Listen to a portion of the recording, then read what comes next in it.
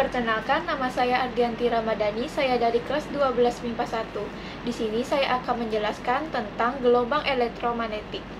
Pengertian gelombang elektromagnetik adalah gelombang yang dapat merambat walaupun tidak ada medium. Energi elektromagnetik merambat dalam gelombang dengan beberapa karakter yang bisa diukur, yaitu panjang gelombang, frekuensi, amplitude, dan kecepatan. Frekuensi tergantung dari kecepatan merambatnya gelombang dengan kecepatan energi elektromagnetik, yaitu adalah konstan atau kecepatan cahaya. Panjang gelombang dan frekuensi berbanding terbalik. Semakin panjang suatu gelombang, semakin rendah frekuensinya, dan semakin pendek suatu gelombang, maka semakin tinggi frekuensinya. Energi elektromagnetik dipancarkan atau dilepaskan oleh semua massa di alam semesta pada level yang berbeda-beda. Semakin tinggi level energi dalam suatu sumber energi, maka semakin rendah panjang gelombang dari energi yang dihasilkan, dan semakin tinggi pula frekuensinya. Perbedaan karakteristik energi gelombang digunakan untuk mengelompokkan energi elektromagnetik. Yang kedua, sifat gelombang elektromagnetik. Yang pertama yaitu adalah 1. Perubahan medan listrik dan medan magnet terjadi pada saat yang bersamaan, sehingga kedua medan memiliki harga maksimum dan minimum pada saat yang sama dan pada tempat yang sama. Yang kedua, arah medan listrik dan medan magnet saling tegak lurus dan keduanya tegak lurus terhadap arah rambat gelombang. Yang ketiga, gelombang elektromagnetik merupakan gelombang transversal.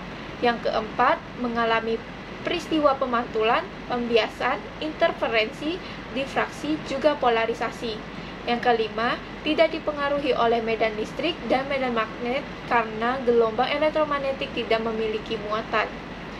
Yang ketiga yaitu adalah spektrum gelombang elektromagnetik. Yang pertama adalah gelombang radio.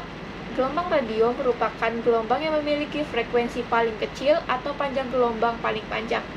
Yang kedua, gelombang mikro, yaitu adalah gelombang radio dengan frekuensi paling tinggi. Jika gelombang mikro diserap oleh sebuah benda, maka akan muncul efek pemanasan pada benda tersebut. Yang ketiga, sifat inframerah. Sifat inframerah dihasilkan oleh elektron dalam molekul-molekul yang bergetar karena benda yang dipanaskan. Jadi, setiap benda yang panas pasti memancarkan sinar inframerah. Jumlah sinar inframerah yang dipancarkan bergantung pada suhu dan warna benda. Yang keempat adalah cahaya tampak. Cahaya tampak sebagai radiasi elektromagnetik yang paling dikenal oleh kita dapat didefinisikan sebagai bagian dari spektrum gelombang elektromagnetik yang dapat dideteksi oleh manusia. Yang kelima, sinar ultraviolet. Matahari adalah sumber utama yang memancarkan sinar ultraviolet di permukaan bumi. Lapisan ozon yang ada dalam lapisan atas atmosferlah yang berfungsi menyerap sinar ultraviolet dan meneruskan sinar itu yang tidak membahayakan kehidupan makhluk hidup di bumi. Yang keempat, ada penerapan gelombang elektromagnetik, yaitu yang pertama adalah radio. Radio energi adalah bentuk level energi elektromagnetik terendah dengan kisaran panjang gelombang dari ribuan kilometer sampai kurang dari 1 meter. Penggunaan paling banyak adalah untuk komunikasi, untuk meneliti luar angkasa, dan sistem radar. Radar berguna untuk mempelajari pola cuaca, badai, membuat peta 3D permukaan bumi, mengukur curah hujan, pergerakan es di daerah kutub, dan memonitor lingkungan. Yang kedua, gelombang mikro, yaitu adalah penggunaannya terutama dalam bidang komunikasi dan pengiriman informasi melalui ruang terbuka dan untuk memasak energi elektromagnetik atmosfer bumi untuk mengukur penguapan, kandungan air di awan, dan intensitas hujan. Yang ketiga, sinar inframerah.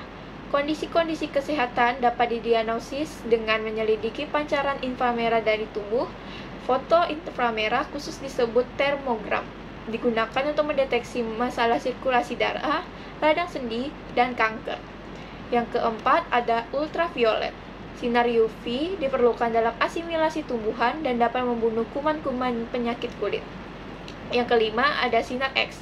Sinar X ini biasa digunakan dalam bidang kedokteran untuk memotret kedudukan tulang dalam badan, terutama untuk menentukan tulang yang patah.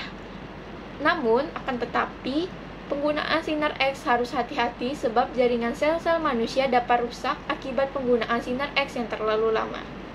Sekian dari saya, terima kasih.